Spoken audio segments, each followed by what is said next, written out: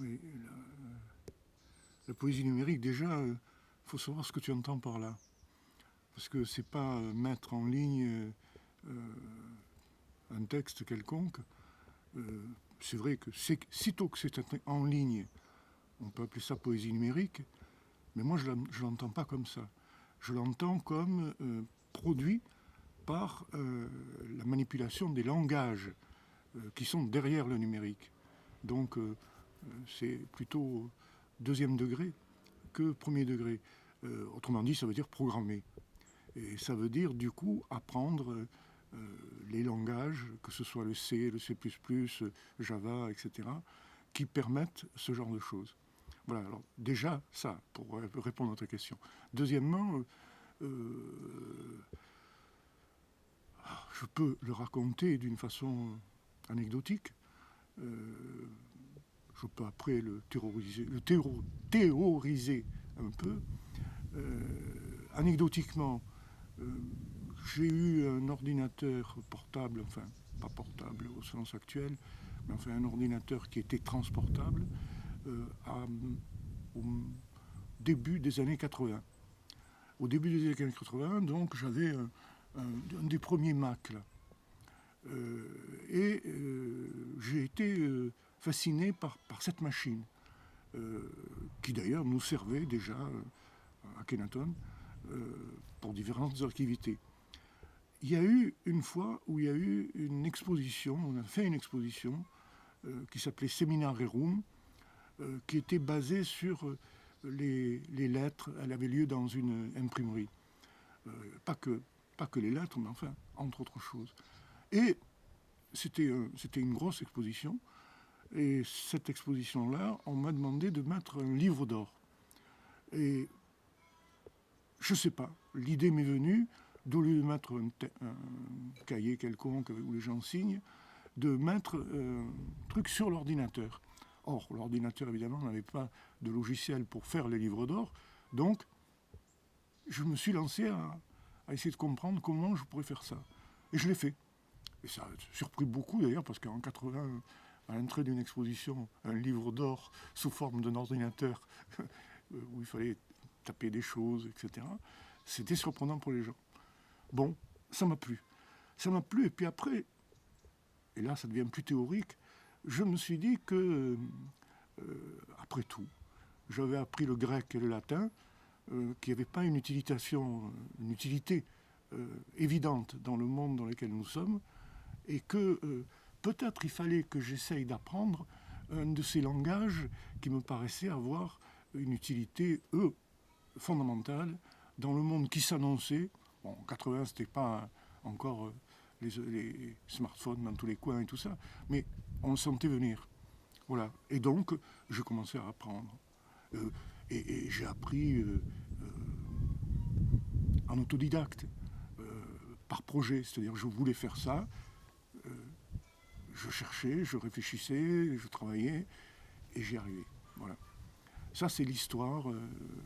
Alors, par ailleurs, euh, par ailleurs, si on me demande de façon plus fondamentale encore pourquoi, étant poète, tu passes ce genre de choses, j'ai envie de répondre en 1960, quand Hetzig, Chopin, Dufresne, enfin, surtout Chopin et Hetzig, passent à l'enregistrement au détriment du livre, puisqu'il ne faisait plus de livre, faisait la revue était une revue disque, hein, où ils obéissent à la même logique. C'est-à-dire, ils veulent remettre en consonance ou en accord la poésie, oui, sa façon de... Alors, il faudrait préciser ça, mais enfin, je le préciserai après. La poésie et le monde contemporain, le monde de la communication, parce que ça a à voir avec la communication, la poésie. Voilà. Alors donc, je me suis dit, ce qu'ils ont fait en 1960, enfin, à peu près, hein, il faut le refaire aujourd'hui. Et le refaire aujourd'hui, ça passe par le numérique et par l'apprentissage de la programmation. D'ailleurs, techniquement, Heissig ou Chopin ont été obligés, eux aussi, d'apprendre techniquement comment tu faisais un montage, une bande, un cut-up, etc., etc. Voilà, ça c'est la raison de fond, je veux dire. Après, je me suis rendu compte, bien après, que ça permettait, du point de vue du résultat, pas simplement une évolution ou un réaccordement de la poésie avec le monde ambiant, que ça permettait par ailleurs de faire naître des objets qui ne peuvent pas naître autrement, qui ne peuvent pas avoir de réalité autrement. Tu travailles en vidéo, tu travailles sur un flux peut-être, même comme tu fais là maintenant, un flux en live, mais c'est organisé dans le temps et ça a un début et ça a une fin. Même si ça tournait ta machine pendant 3 siècles, elle aurait un début et une fin. Or, le numérique annule ça. Ça annule la timeline. Ça permet du même coup des sommes de choses. Il faudrait détailler, mais là, il faudrait rentrer dans la programmation et prendre des exemples. C'est difficile. Qui ne peuvent pas avoir d'existence en dehors du numérique. Voilà, c'est les raisons principales, tu vois, que à la fois l'histoire et les raisons. Et, pardon. À cette époque-là, on est très peu à faire ça. Je mentionnerai ceux que j'ai rencontrés via Philippe Botz, parce que Philippe Botz avait fondé sa revue, qui était une revue sur disquette, qui s'appelait À lire. Et donc, il a rassemblé les quelques personnes qui faisaient ce genre de choses à l'époque. Tibor Pape, si tu veux, pour en nommer un, Botz, bien sûr, moi-même, des gens qui ont plus ou moins disparu. Aujourd'hui, Éric Sandour, je cherche. Enfin, on était une dizaine. C'était en même temps, il y avait le club des gens qui s'intéressaient au Minitel. Ça se croisait, c'était à peu près les mêmes qui ont travaillé dans ces deux domaines-là. Enfin, pour Bot, c'est pour l'AIR, à lire, oui, l'AIR c'est l'association, à lire c'est la revue, et d'autre part pour le Minitel. Le début des années 80. Après, il y a eu un autre groupe où Bot c'était aussi, mais où c'était plus large, qui s'appelait Transitoire Observable. C'est un beau nom, enfin, une jolie étiquette, Transitoire Observable. Transitoire parce que c'est pas un objet, c'est un flux qui est généré, etc. Observable parce que tu peux effectivement le constater. Et transitoire observable parce que c'est en référence à la physique quantique. C'est une expression qui est utilisée en physique quantique. Donc ce groupe-là a été plus large. Il y avait donc tous ceux de l'équipe initiale, plus des étrangers, des Brésiliens, des Allemands, et on a eu une certaine forme de présence. Mais dans toutes ces tentatives pour organiser, fédérer, rassembler, on s'est heurté quand même à un problème qui était majeur pour nous, c'était la diffusion. Autant tu fais une exposition, enfin, tableau ou travaux numériques, travaux concrets, visuels, etc. C'est facile à trouver des solutions. Quand tu travailles sur le numérique en 1980 ou 90, là, les solutions, c'est pas évident du tout. Le web a paru être une de ces solutions-là, à peu près en 95-96, où on pensait pouvoir mettre en ligne des travaux numériques. Et effectivement, on l'a fait, sauf que progressivement, le web a été verrouillé. Tout ce qui était programmation a été, tous les plugins qui étaient liés à la programmation ont été interdits. Et à l'heure actuelle, si tu ne passes pas par Google et tout ce qui s'ensuit, tu ne peux plus rien faire. Tu peux demander à un individu de télécharger. Mais même ça, on va lui demander de télécharger une application. il va voir apparaître une fenêtre sur son ordinateur. Vous êtes en train de télécharger quelque chose qui n'est pas certifié, etc., etc. Bref, ça terrorise. Et comment ça se fait que ça n'a pas pris plus d'ampleur au niveau des jeunes poètes contemporains? Parce que finalement, les poètes numériques dans les nouvelles générations, il y en a très peu, on n'en connaît pas beaucoup. Alors que l'outil informatique, c'est complètement démocratisé. Absolument. Alors, tu me demandes pourquoi, ou tu me demandes... Alors, le fait est que, à l'heure actuelle, je connais très peu de jeunes poètes qui s'intéressent à la programmation en tant que telle. J'en connais beaucoup qui s'intéressent à YouTube, à Dailymotion, qui mettent en ligne des performances, etc. etc.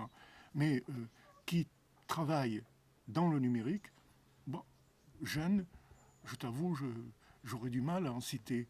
Alors, peut-être justement parce que, si on cherche une explication, justement parce que ils ont eu, à travers les téléphones et enfin, les smartphones, et l'évolution du marché, etc., et puis justement YouTube et tout ça, d'emblée des possibilités que nous n'avions pas, et ils n'ont pas réalisé que derrière ces possibilités nouvelles, il y avait une forme de dépendance extraordinaire qui était en train de se créer entre les pratiques poétiques ou artistiques en général, et d'autre part ces nouveaux moyens de communication. Voilà. Je l'explique comme ça, mais il doit y avoir d'autres raisons. D'autres raisons, d'abord, parmi ces raisons, il y a celle que j'ai mentionnée tout au début, à savoir que apprendre le C ou... Ah si, Philippe Boinard, voilà, parmi les jeunes, enfin, il a 40-50 ans, hein, qui je pourrais dire... Non, je vois que lui.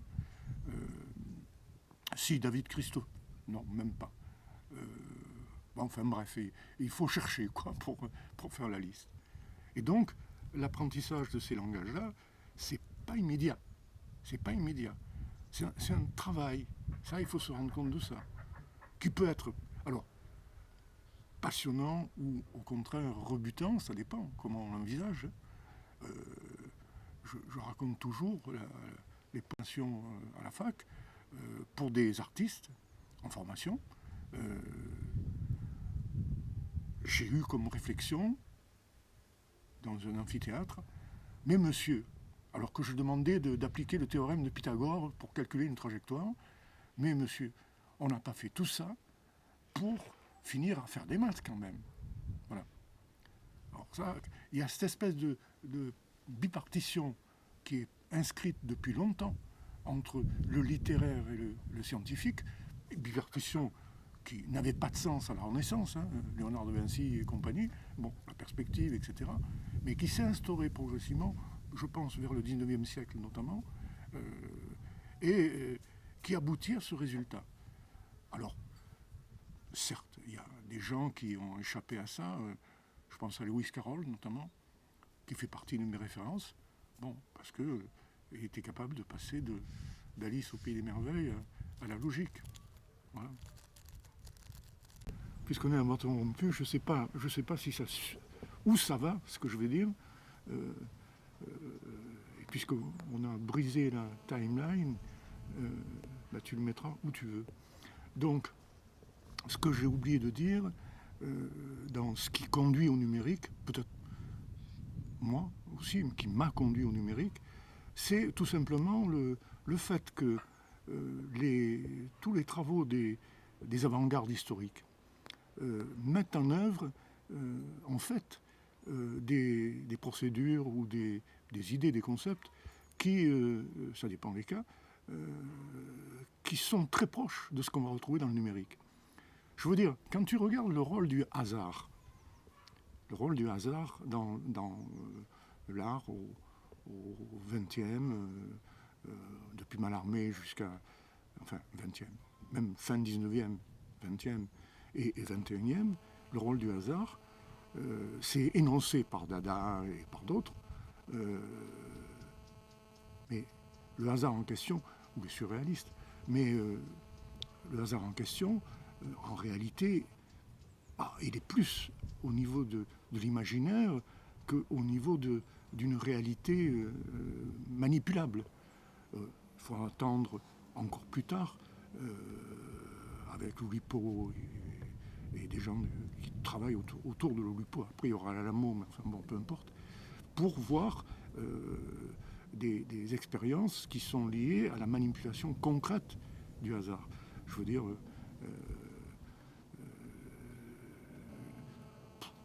lequel hasard se borne, dans la plupart des cas, se borne en fait de tirer au sort dans un lot quelconque un ensemble de solutions. Bon.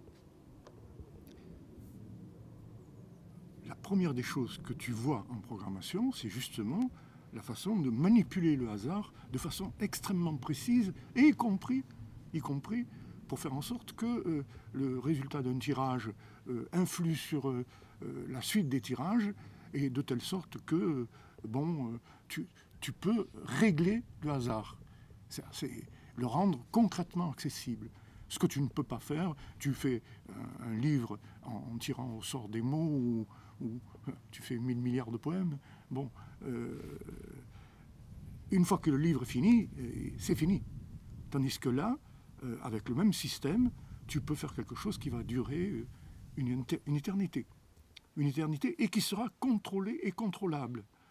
Tu peux enchaîner chaque fois un hasard nouveau, etc. Ou, comme je viens de le dire, tu peux faire en sorte que les tirages précédents influent. Alors, on pourrait compliquer encore le propos, influent de façon hasardeuse sur le hasard lui-même.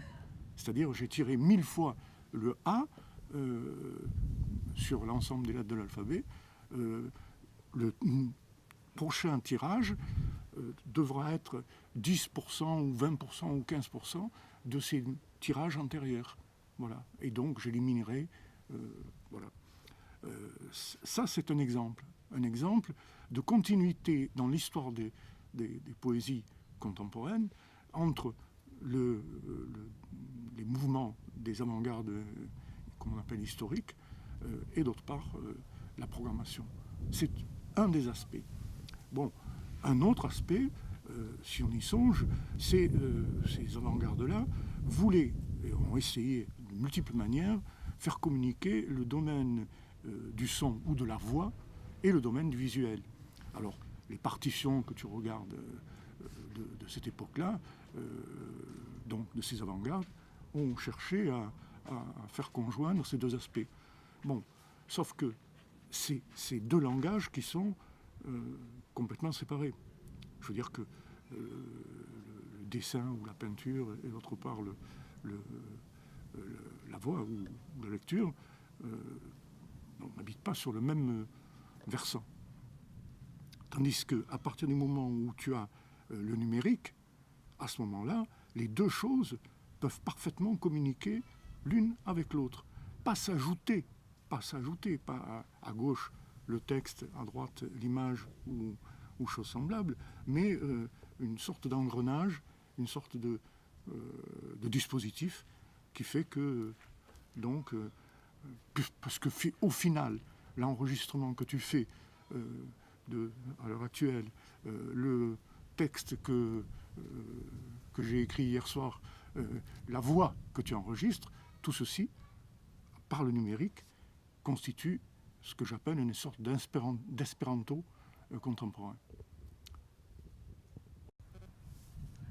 Alors Philippe, dans la poésie numérique, comment ton travail se situe par rapport à d'autres poètes numériques? On a parlé de Balp, de Tibor Pape, d'Édouard de Cac et d'autres. Je ne peux pas dire, et d'ailleurs je ne dis pas, que j'obéisse à une espèce d'algorithme où je ferai tourner une moulinette pour faire toutes les fois la même chose. C'est même le contraire. Le travail numérique m'intéresse quand il y a une sorte d'aventure au sein même du travail numérique.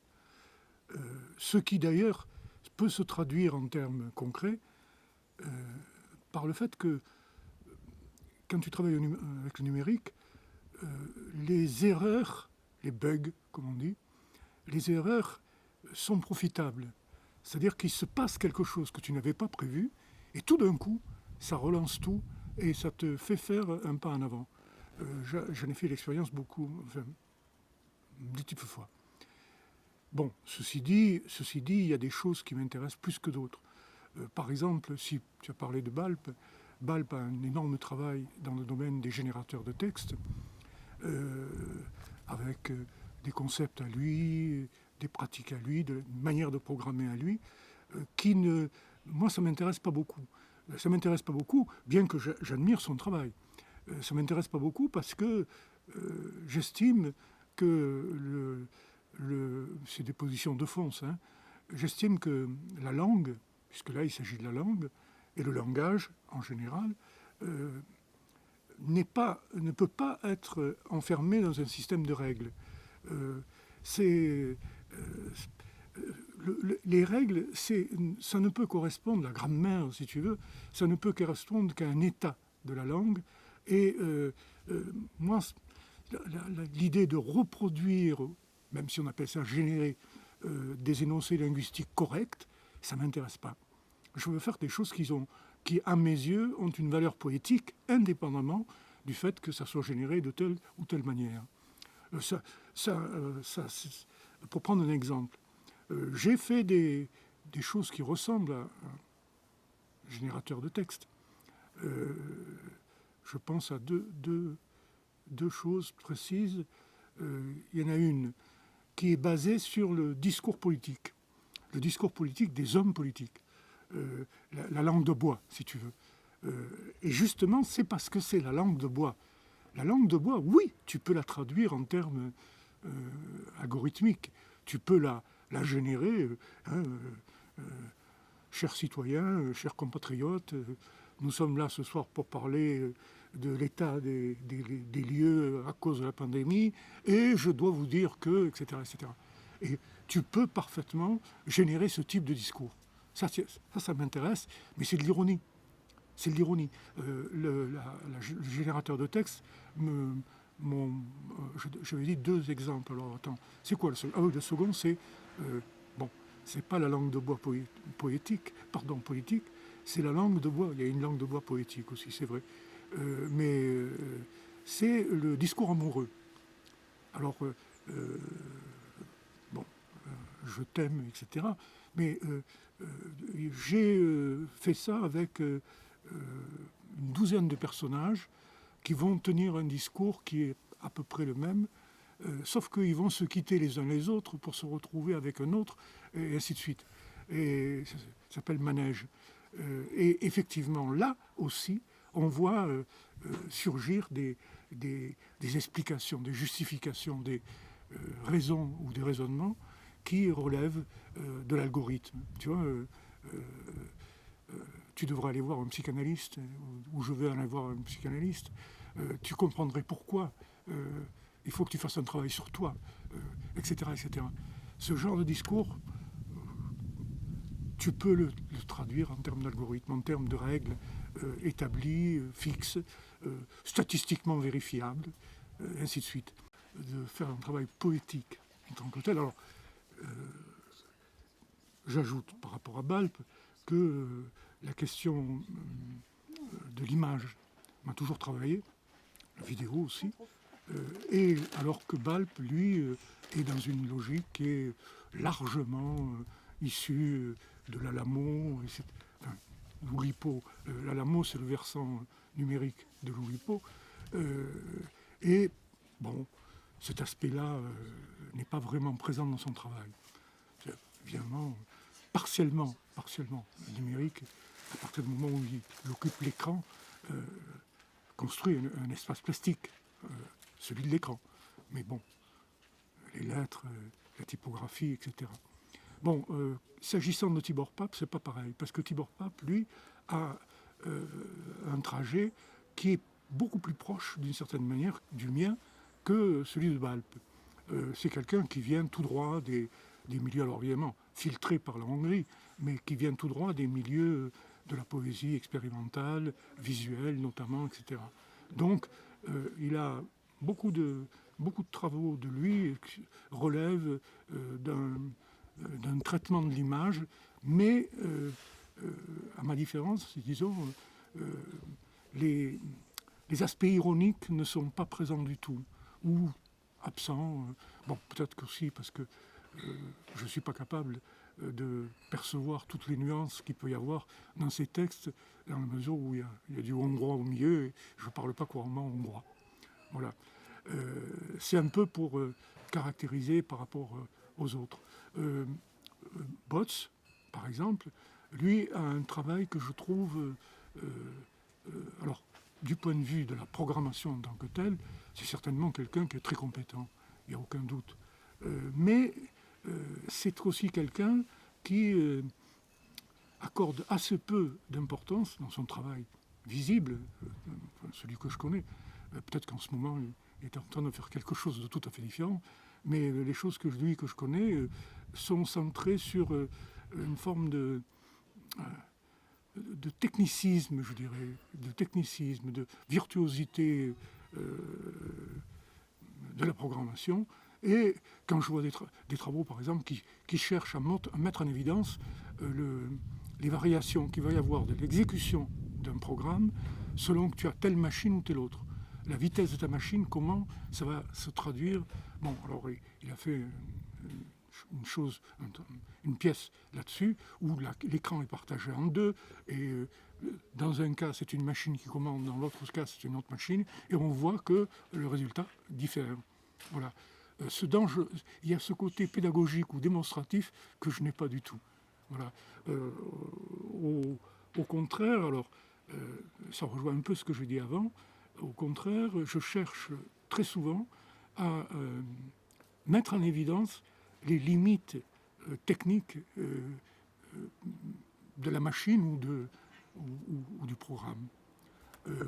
Si je prends un exemple de ça, enfin de cette intention, c'est des travaux où je génère des poèmes visuels, par exemple, avec l'intention de souligner à quel point certaines formes de la visualité, enfin de la poésie visuelle, sont reproductibles par des algorithmes. Alors ça marche, hein, ça marche. Tu le regardes, tu as l'impression que tu as affaire à un poème visuel comme il y en a 150 dans Docs. Sauf que la machine, elle t'en fait un à la seconde. En plus, ironiquement, je laisse la place au spectateur, enfin au spectateur, de choisir la version qui l'intéresse, de l'imprimer. Et j'ai même fait, pour synthétiser ce discours-là, j'ai même fait des expositions en live.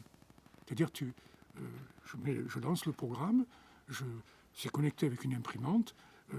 Si quelqu'un demande qu'on imprime ça, on imprime ça. S'il ne veut pas, on n'imprime pas.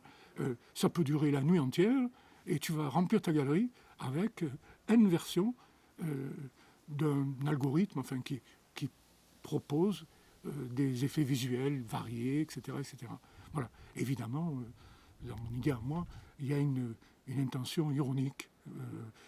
Montrer que justement, tant qu'on s'en tient à un algorithme, tant qu'on fait ça, de certaine manière, la poésie n'y est pas. Même si là, dans ce cas dont je viens de parler, je te jure que si je l'expose en dehors de la machine et tout ça, tu vas dire que c'est de la poésie visuelle, et même peut-être avec un peu de chance, si je choisis moi, parmi les possibilités et les solutions, tu vas me dire c'est une bonne poésie visuelle. Tu vois, alors qu'en réalité, il y a une fonction dans ce programme-là, il y a une fonction où je ne fais plus rien du tout. Je veux dire, je lance la machine, elle commande l'imprimante, elle choisit, elle, en fonction évidemment du hasard, ou pas nécessairement, de certaines dispositions spatiales qui sont, ou coloriques qui sont réalisées, elle choisit de le tirer, et elle s'arrête de générer, elle imprime, et elle recommence après. Et moi, j'ai plus rien à faire, sauf prendre la feuille et la scotcher au mur, si je peux dire. Voilà. Parce qu'il y a effectivement des orientations variées. contrairement à ce qu'on peut imaginer, c'est pas parce que tu parles... D'abord, parler un langage, écrire un langage, je veux dire Java, C, C++, etc., c'est pas seulement le maîtriser les fonctions toutes faites qui existent dans le langage. C'est chacun a un style de programmation, chacun a un style et a une manière de... un problème précis peut être résolu de 10 ou 15 manières par un programme. Voilà. Et du coup, ça laisse place, bizarrement, à la notion de style. Tu vois, je peux moi reconnaître quel est le style de Bots ou quel est le style de Tibor Pape, etc. Indépendamment, évidemment, du projet lui-même ou de l'objet lui-même.